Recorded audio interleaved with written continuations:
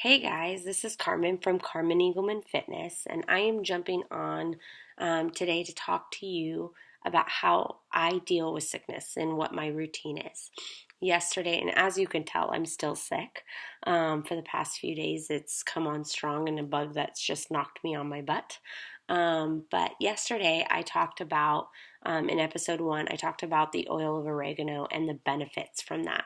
And so today, I'm going to talk to you um, about Epsom Salt Baths. If you follow me pretty regularly, you know that I'm a big believer and a big fan of Epsom Salt Baths, especially when I'm sick.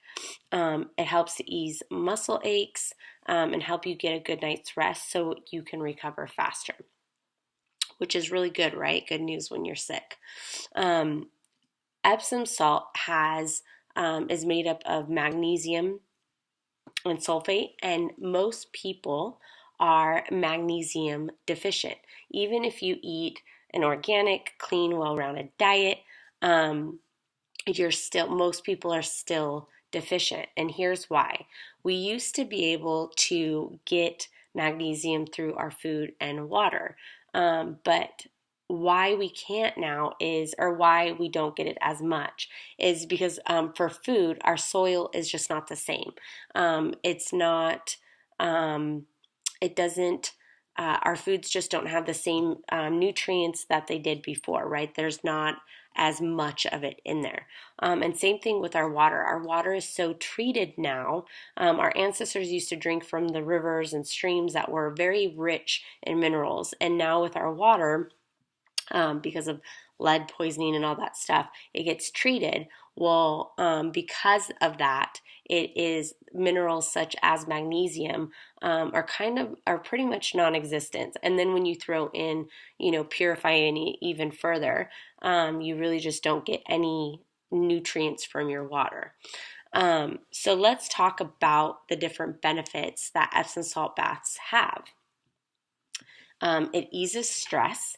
When you hear, like when you're stressed out and people tell you, go take a long bath, put some bubbles on, some music on, and just relax. Well, when you add Epsom salt into it, you're getting that magnesium, which is a great electrolyte for your muscles, right? It helps your body to relax your muscles. It also promotes restful sleep, relieves inflammation and pain. So if you're sick and you've got the flu or you've got those aches, really, really helps out. It also detoxifies, which is another benefit to when you're sick. It pulls the salt out of your body along with toxins, and then your body can soak in the magnesium and unreap all the benefits. So here's how it works. You ideally want to take like a 40-minute bath. The first 20 minutes pulls out all of the toxins that your body has, and then it soaks, and then the next 20 minutes it soaks in the minerals or soaks in the magnesium. So you want to do a 40-minute bath, but keep in mind you probably will sweat your butt off.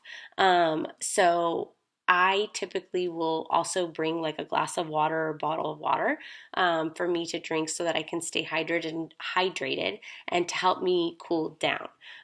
Also, if you're new to Epsom salt baths, when I did, even if you don't quite stay the 40 minutes, I still think that you still reap the benefits of it. I would try to stay in there at least 20 minutes. Put on a movie or like on your phone or something, or if you like to read like I do, you can bring your Kindle, and it helps the time to go by faster.